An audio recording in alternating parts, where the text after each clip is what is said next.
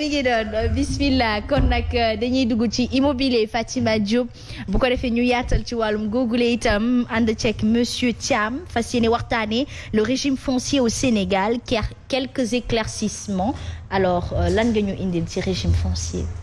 Voilà Asma, régime foncier jar nañu xam ko Sénégal parce qu'on en parle. Mais c'est très souvent sans en connaître les tenants et les aboutissants. Voilà donc mooy li nga xam ne moo gouverner suufu Sénégal moo régir suufu Sénégal te lu fi yàgg la boobu ba léegi ni ñu koy waxee njaw di si dese aw xambin boobu ba léegi nit ñi di duñu comprendre fan fu ñu war a jël ak fu ñu warut a jël ak nu mu demee. Voilà donc ñu xam rek ne Sénégal depuis bien avant les indépendances ak tubaab bi ñu fi nekkee am na benn compréhension boo xam ne ñun ñi nga xam ne ñoo dëkkoon suuf si. noonu la ñu amoon maanaam suufu maam lañ daan wax. Pourquoi parce que dëkk boo gis am na cosaan ña fa nekk di bay ci suuf sa dañuy jàpp ne ils ont un sentiment d'appartenance. bu ñuy dund ci kaw suuf soosu. Mais dès que la République s'est créée l'État s'est créé l'État sénégalais il fallait donc régir administrer le sol de manière rationnelle. ba tax na ci diggante Senghor ak Mamadou Dia amoon na ay. discussion yi ci amoon mais après 63 c'est-à-dire en 64 bi ñu tëjee bi ñu tëjee Mamadou Dia. Senghor a pris des décisions te xam ne nii moo aboutir à la loi de 1964 la loi 64-46 du 17 juin 1964 nga xam ne nii léegi suuf yi nekk Sénégal yëpp dañu jàpp ne képp koo xam ne nii ñëwoo. wax dans un délai bien précis. lan mooy ces preuves bi wane ne yaa moom suuf si dañu jàpp ne suuf si mooma ko ba tax na 95% des terres sont tombées dans l'escarcelle du domaine national nga xam ne domaine national lañ koy tuddee. Voilà donc au Sénégal dañuy jàpp aussi ne on a un régime boo xam ne nii c'est un système qui est basé sur le livre foncier. waaw soo déggee ñu ne le système basé sur le livre foncier mooy képp koo xam ne da ngay revendiquer une propriété sur un bien immobilier. Il faut que nga nekk koo xam ne ni tu es inscrit nga propriété boobu dans le livre foncier. Notamment au niveau du conservateur de droit foncier moom la ñu woowee titre foncier. Donc Asma pour résumer Sénégal dafa am ñetti domaines yoo xam ne ni foog ñu xam leen. te mooy le domaine national nga xam ne nii dafay comporter les zones urbaines les zones classées les zones pionnières et les zones de terroir. Yooyu. nga xam ne dafa bokk ci domaine national. kenn du ko jaay kenn du ko donn kenn du ko maye kenn du ko saraxe kenn du ko able. D'accord. Comprendre nga. Donc c'est frappé de ces interdictions là. mooy le domaine national. Il y a le domaine de l'État. Le domaine de l'État boobu noonu aussi dafay subdivisé en deux parties. mu nekk le domaine public de l'État. nga xam ne nii foofu État li mu ci mën a def mooy lépp loo xam ne nii suuf si daf koy soxla pour cause d'utilité publique mu utiliser ko pour loolu. ak le domaine privé de l'État nga xam ne nii transaction bi État bi def ça porte sur ça foofu rek la mën a jëndee jaay suuf moom État ci domaine public am. mais ci domaine privé am plutôt mais ci domaine public am. lu mënul def lu dul des affectations pour cause d'utilité publique soit mu bëgg fee tabax benn camp wala benn hôpital wala ay nit am fenn ay sinistrés comme Jaxaay ñu déclassé. benn partie joxe ko ainsi de suite. Donc loolu moo fi am ak beneen domaine boo xam ne ni c'est le domaine des particuliers nga xam ne ni mooy porter ci moomeelu suuf yi nga xam ne particuliers yi yow man Asma parce que l'article 15 de la Constitution dit que tout citoyen a le droit à la propriété. Donc foofu lañ ñu mayee ñun ñu am suuf donc suuf soosu c'est des terres immatriculées. Comme ni ma ko waxee sànq mais qui figurent dans le livre foncier au niveau du conservateur de droit foncier. te loolu aussi c'est la loi de 2011 moo réglé problème boobu. Donc pour dire quoi aujourd'hui on entend beaucoup de choses par rapport à l'actualité aujourd'hui. État bi warul joxe suuf sangam warul joxe suuf sangam am na domaine de compétence yoo xam ne ni ci État am na capacité joxe suuf. parce que nag aussi suuf kenn di ko fi bàyyi noonu. te utiliser woo ko liggéeyoo ko mettre ko en valeur naan sama suufu maam di ko xool rek. loolu jëmalu réew kanam. Voilà c'est vrai que quelque part il y a des jugements de valeur et puis bon. Voilà am yenn saa yi ñu jox ko koo xam ne nii xëy na yelloowu ko wala li ñu ko jox bëri koo xam ne nii la taxoon mu ne moom la koy doyee finalement doyewu ko leneen lay def. Donc aujourd'hui quand on entend l'histoire par exemple des lions ñu naan suuf si lañ jox fa lañ ko joxe ak ñu mën doon jox gi am na njariñ am na solo am na explication c'est valable et c'est vraiment normal pour ñu jox leen ko léegi nag peut-être fu nit ñi di waxee peut-être c'est la quantité parce que quand on parle de 52 personnes pour 200 mètres carrés soo defee ratio bi avec un hectare 500 war na doy parce que avec 1 hectare mën nga am 42 parcelles de 150 mètres carrés. donc si nga joxee 200 mètres carrés. donc mën nga ko élargir ba 1 hectare 500 mais quand on parle de 8 hectares. après les gens se demandent yeneen ñi ci topp fu mu jëm parce que duñ ci dugalaale. justement foofu tamit dañuy fay dugg monsieur Thiam parce que justement je pense que l'info peut être acceptable dans le sens où xam nañ ni ñoom en fait en général même bu ñu ko jëlul jox ko ñi ko war dañu koy jël jox ko seen bopp ci li ëpp ci scandale foncier yi nga xamante ni dañ koy dégg fii après jëlaat ko jaay ko nasaraan si.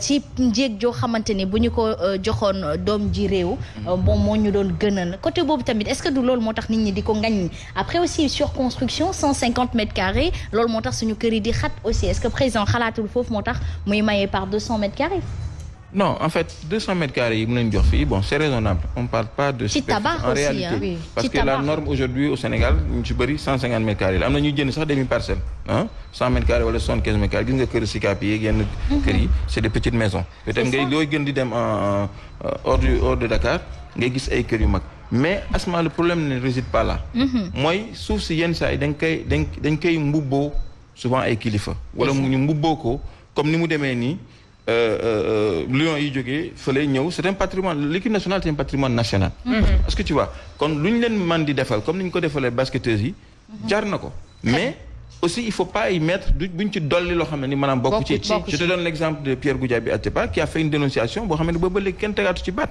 bi ñuy joxee littoral bi fii il y a Cheikh Sidil Mokhtar yàlla na ko yàlla yërëm ñu jël turam def ko ci benn octroi de terre boo xam ne ni liñ ko ci jox daanaka ak liñ ci dolliwaat jéggi na dayoo il a fallu que moom mu jël otom dem wax ko sëñ bi ne mais keccet lañ ma ci parce que man loolu bokkuma ci yéeguma ko. Aïcha c'est dans ce sens-là que les gens dénoncent. Fama Ba qui nous rejoint à qui on dit bonjour maa ngi koy ziar bu baax a baax. delloo ziar bu baax Khadija Madame Touré tu vis vraiment l'amour ce matin. Ah oui bah oui avec du rouge sang. Waaw. Mais tes chaussures m'accompagnent bien, elles sont magnifiques. Oui, la robe aussi. La robe, voilà, le noir. Oui, le noir. Vivons l'amour. Et je vous souhaite une bonne fête de Saint-Valentin. Happy Valentine's Day. Comme on dit rek du mbëggeel ñaari nit yu bëggante. Nit ki nga bëgg sa xarit, sa famille, tout le monde. Et nous maintenant c'est une famille. Et ñëpp ngeen rafet xol, machallah. C'est un plaisir de vous le souhaiter et de partager ce plateau avec vous. Nuyu naa leen yéen ñëpp sañ say rafet na. J'aime mon amour. Mon amour je l'aime et je lui souhaite une très excellente fête di ñaan yàlla nag déwén dama fekk wetam ma dafa ne cem kii Amine Fatima nañu fekk ñu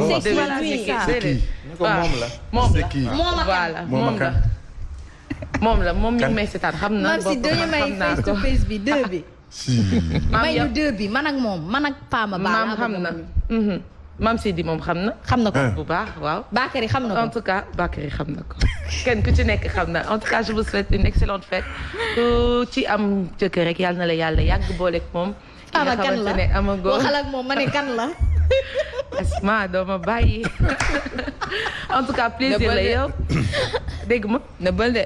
waaw démb xam ngeen père loolu la wax nañu làq kii mi ngi noonu père dajj na ma saf yaa ko mën nag saf yaa ko mën mais nuyu naa leen nag tout à l'heure inchallah dinañu dalal ki nga xamante ne naadaan la un grand maestro ko xamante ne moom machallah xam ne loolu lañ koy daal di woowee bu ñëwee rek danañ gën a yaatal ak moom te da ngeen xam lu tax ñu ne ndaanal la bu baax luñ dul naataamle la léegi. Aïcha mi ngi doon ñu desandi ci wàllum immobilier doon waxtaanee éclaircissement yi monsieur Thiam indi ci litige foncier yu bëri yi fi am ak ci régime foncier bi litige yi en général day am ci ni nga wax ni dañuy maye sangam déclaré nangam te nangam go topp ci li nga xamante ni moom lañ ci yokk xëy na naxambaay lay doon waaye dañu koy faat jaaree fa mbubuwoo foofu ngay wax ne ni ñoom bu ñu fa jaar ak joueurs yi. Voilà, non, en fait, c'est pas que je veuille justifier aujourd'hui la clameur populaire par rapport à cette histoire-là. Mais il faut aussi ñu xam benn affaire. Li ñu naan ndëbin su reyee sa maam soo séenee lu ñu jàll. Donc, et c'est pas dans l'euphorie, il faut pas que les Sénégalais se laissent berner. Cette victoire, elle est méritée, on s'est battu pour ça. Sénégalais équipe nationale suñu lañ joxoon des milliards et des milliards sax jar na ko. waaye dafa am loo xam ne dañ koo bokk. te mënuñu ko séddoo. très bien wala séddoo bi aussi il faut mu demee de manière rationnelle te ñu yàgg cee gis ay njuñ njaaj yoo xam ne nii le peuple sénégalais aussi ni ñu ko waxee dañuy sangu rek mais nelawuñu parce que aussi dans l'euphorie on a augmenté le sucre dans l'euphorie souvent certaines lois passent comme ça a été le cas donc sénégalais aussi il y a des sentinelles qui sont là qui sont vigilantes kon aussi nañ lañ may seen idées yooyu ñu joxe wala seen xalaat yooyu ñuy joxe wala alerte ñuy tirer ñu bañ a tirer seen kaw parce que aussi on n'est pas plus patriote que yaa ngi dégg. Très bien. Donc pour répondre à Babacar Mané on ne salue pas la victoire des Lions mais on va pas quand même prendre dans l'euphorie nous laisser quand même aussi berner et puis ne pas être vigilant quoi voilà donc loolu rek mooy affaire bi ñu bàyyi ci xel comme ni nga waxoon sànq ni yenn saa ñu jël suuf may ko benn nit mais day fekk par exemple kooku moom am capacité wu mise en valeur wu suuf soosu au lieu que ñu koy bàyyi noonu ça a été le cas avec Sëñ Saliou à Khelcom personne ne dira aujourd'hui que Khelcom c'est pas mérité ainsi de suite donc c'est un exemple que je donne comme ça mais ñu bàyyi xel et puis ñu gën a vigilant aussi ci li ñuy def ci wàllu foncier bi. J'aurais aimé également ñëw un peu rek ci différence yi am ci titre foncier am na bail am na titre foncier ak lan je pense que quatre façon kër moo am.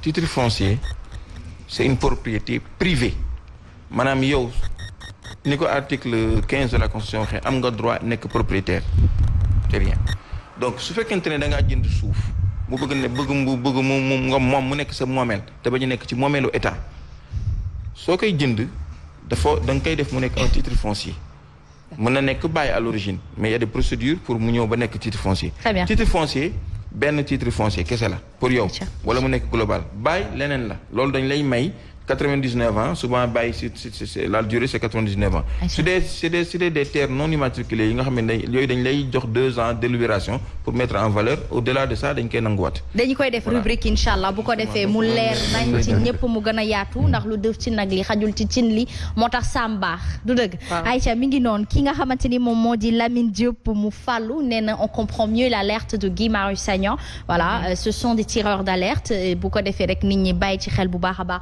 merci beaucoup monsieur Thiam ça a été très très très clair et concis machallah et croustillant et croustillant machallah alors Fama Ba qui ne nous répond toujours pas à qui est l'heureuse élue